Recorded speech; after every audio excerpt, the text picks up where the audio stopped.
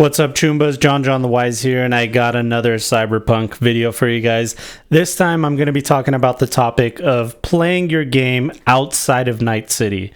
I'm also going to go into why playing in Night City is a great idea, but there's many of you out there that want to try to give the game a chance outside of the city limits. But before we get into that, you guys know the drill. Make sure you're following me on social media for any updates, and make sure you join our Discord community. The link is in the description below.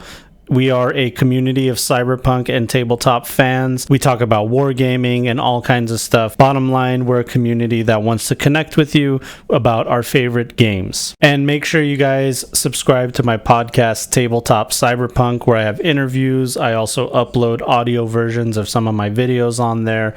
And best of all, when you're on your commute, you can enjoy more Cyberpunk content. Last but not least, if you want to support this channel, the best way to do it is to go to patreon.com/JonJonTheWise, and for $5 a month, you can donate and help this channel immensely. Thank you to all my patrons. Thank you for your support. And for those of you that can't afford to give the $5 a month, a like, a subscribe, a thumbs up, a share, all those things help with the algorithm, and they help immensely. So thank you all for your continued support. Now, before we get into why you would want to play outside of Night City, I do want to touch on why playing in Night City is such a great idea. First of all, when I played Cyberpunk 2020, I exclusively played in Night City, and it's such a vast place that you can basically play years and years in Night City and never have to leave. In fact, that's exactly what I did. You guys have played Cyberpunk 2077, and I feel like that's just scratching the surface on what you can do in Night City. Because imagine all those buildings that you can go into if you were able to go into them and interact with the people inside.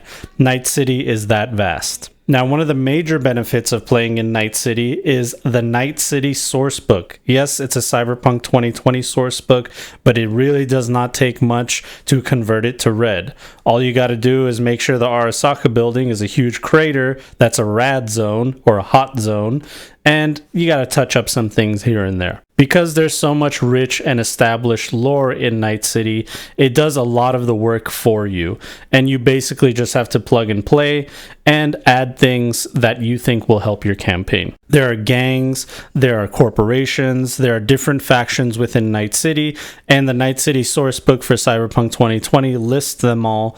All you have to do, like I said before, is make sure that you marry the Cyberpunk Red core rulebook with the Cyberpunk 2020 Night City sourcebook. Other than the lore and the benefits of the Night City sourcebook for Cyberpunk 2020, there's also the fact that Cyberpunk plays so well in Night City. It's almost like they built it for the game, which is exactly what they did. Like I said earlier, there are so many factions in Night City that just work so well. You got Maelstrom, you got the Bozos, you got Arasaka, well, some kind of Arasaka in Cyberpunk Red. You got Militech, Zetatech, I mean, you name it. You've got fixers left and right. That's why Night City is so special, is because it has so much life to it. And it really feels like if your players are not involved with the city, that it has a life of its own. It's doing its own thing, and the players are just becoming a part of it. Night City is such an amazing place, and your players can really feel that feeling that V feels in 2077, where you want to make a mark of where you are. And I think the developers of the game really made that happen with that video game, is they wanted you to be able to feel like you're making your mark in the city. Are you going to be a legend, or are you just going to die in a gutter?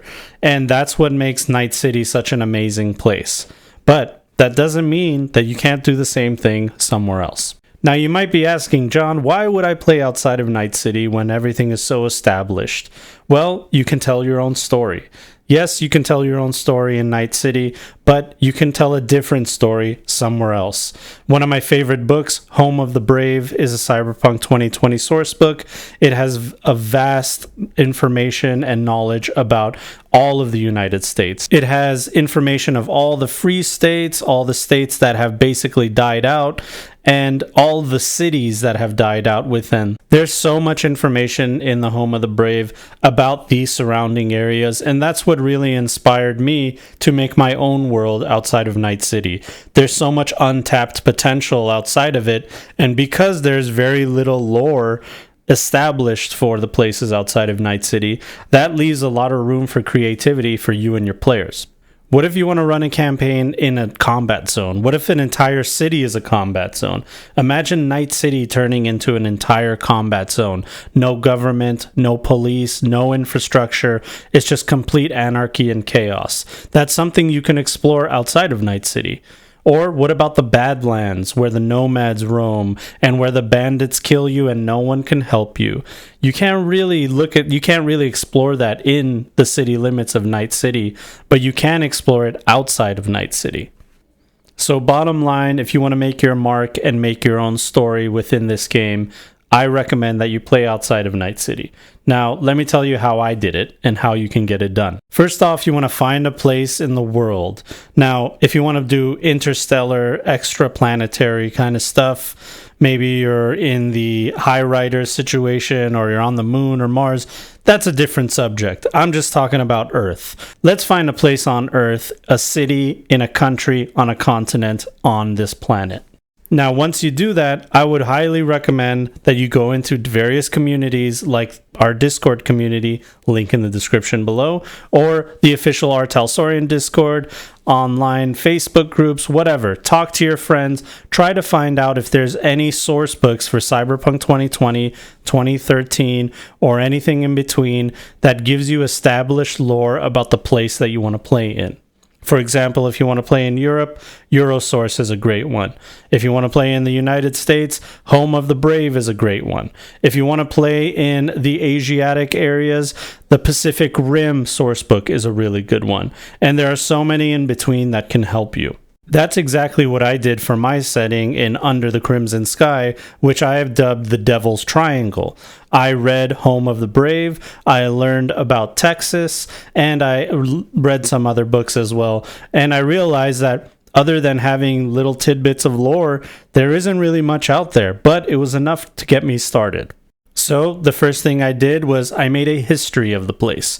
I wanted to make sure that there's something that we can fall back on when it comes to the lore. For example, what we do know as established lore is that Texas, where my game is taking place, is a free state, much like Northern California, where Night City is. Free states did not have to adhere to the government, and while they work with the US government, they really have a lot of autonomy and a lot of say in their own world. Second of all, I know it's the home of the Texas Rangers, and their home base is at the Texas A&M College. So other than that, I mean, there isn't really much else. There's little tidbits about social ID numbers and stuff like that, but I chose to ignore all of that because in Red, it's completely different. So now it was up to me to create a story of this place.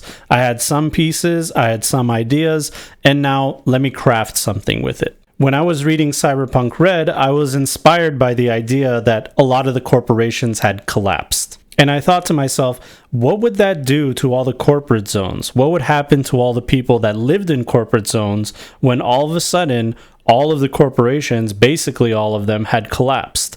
That would mean that those corporate zones would have collapsed as well, and they would have been vulnerable to the world outside of them. And that's an idea that I toyed with, and I said, why don't I find a place, which I did, Waco, Texas, that is in between a bunch of major cities, and I can think to myself, maybe a bunch of these corpos lived there.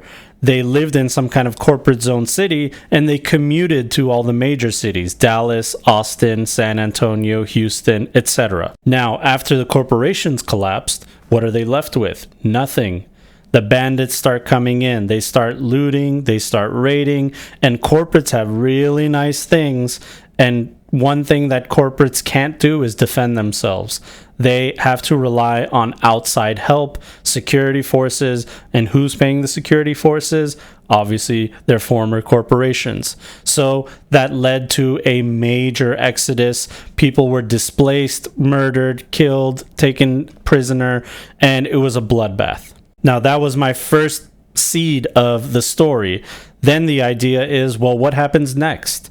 And I created a nomad family from the corporations, from the people that were left over. They made a nomad family and they started trade between all of the major cities around them. So it's kind of like a little bit of a Cinderella story. It's a little bit of a redemption story. And that's where our game can begin.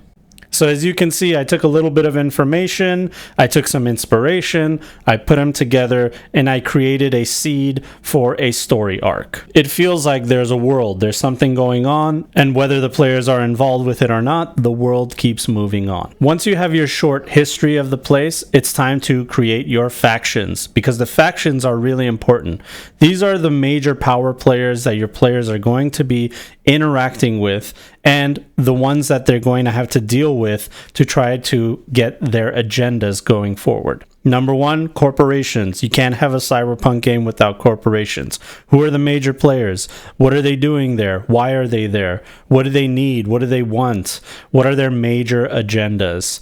Is Continental Brands opening up a new farm for some weird meat that they're creating in a lab? Is Arasaka working clandestinely in that area? Because they are banned from the United States, but they obviously have boots on the ground clandestinely. Is Militech creating a foothold in that area? Because that's where they want to establish a major headquarters. Next up, we want to talk about government. Who's in charge? What's the infrastructure? Who are the big bad police that are going to take care of the things that are happening? For me in Texas, I used the Texas Rangers, local militia, private security, nomads, whatever I could think of, I injected into the story. Who are the major criminal elements, the gangs, whether they're lowly boosters or large mafia bosses? What's going on with the criminal underground? Who are the resistance groups? Who are the guardians, the ones that are resisting the man, resisting booster gangs, resisting nomads for all you care? What's going on with those folks? Are those the ones that the players are going to side with, or are they going to be a nuisance for the players in your campaign? Who are the nomads? Are they coming in to stay? Are they going to create a foothold in the area just like the corporations? Or are they just passing through and causing havoc, or are they helping? These are all questions you can answer with your nomads. And finally, last but not least, I think the most important part is who are the everyday folks in the area? What is their life like? Who do they work for? Do they mostly work for corporations? Do they work for the nomads? Do they reluctantly work for criminals? Or do they scavenge and scrap whatever they can? Or are they a cannibal cult that lives in the forest? Maybe all of the above, but that's up to you. Once you have all the major factions and players in your campaign, then you can start working on a story arc. You want to make sure that your world has an overarching story that's going on, something that's happening in the background, maybe 3 things that are going on in the background. It doesn't mean the players have to necessarily interact with this story arc, but it's good to have it there because it can lead to obstacles that you can throw in front of your players. If they want to visit a particular city to talk to a fixer, well, the road to that city has been treacherous for years. There's been a war between 2 factions, a nomad group and a booster gang that have been going to war with each other on that major road for over 5 years now. Now, after you have your overarching plot, you have your factions, you have your history, and all of that put together, now you can finally inject your players. You can inject them wherever you want. You can put them in one of the major cities, you can put them with some of the nomad families, or you could put them just out on their own, in the wilderness, in the Badlands, in a vehicle, being attacked by bandits, and that's where your campaign starts. It's really up to you. What I usually like to do is I like to gauge what the players are doing and what kind of characters they made, and I try to put them somewhere nice. For me, in my world, I have a central hub where the trade is being made from that nomad family, the corporate nomad family that I told you guys about. I call it the Amber Oasis. It is right in the middle of the Devil's Triangle, Dallas, Houston, Austin, makes a triangle on a map. I promise you, if you look at it, it looks like a triangle. Right in the middle of that triangle is where the Amber Oasis is, and it's a perfect place for the players to begin because it is a central hub. People that come out of state, out of country, or out of city go through there because they've heard of the reputation of a place called the Amber Oasis. There's food, there's shelter, and most of all, you can find work there. So it just makes sense for the players to start their campaign somewhere like that. Then slowly but surely, as your players interact with these factions, they realize like there's this big giant world and they're just a small insignificant part of it. But as the campaign progresses, you see them making differences. They're in the broad news broadcasts. They've wiped out an entire booster gang that was in control of a small city. And now that city is liberated, only for a power vacuum to be created and another booster gang comes in, or a nomad family comes in. So all these things can change the story and change the setting. Now, before I end this video, granted, you could do all this in Night City. It's true. You could just basically change everything that Night City's about and just do that within the city limits. But I think it's a lot more fun to go outside of it and explore what's out there and try to make something new, make something different. And I implore all of you to give it a shot. But for those of you that want to stay in Night City, no harm done. I totally understand. I've played there for years, and I'll probably play there again. And the best part about it is it's going to be fun either way. So enjoy your games and have fun with it. Now, thank you guys so much for watching this video and supporting. I hope my insight has helped you out. Make sure you guys like and subscribe, and make sure you guys follow me on social media so you can get updates about future things that I'm doing. I want to thank all of you for giving me support. Thank you to my patrons, and we'll see you guys on the next one. All right, bye.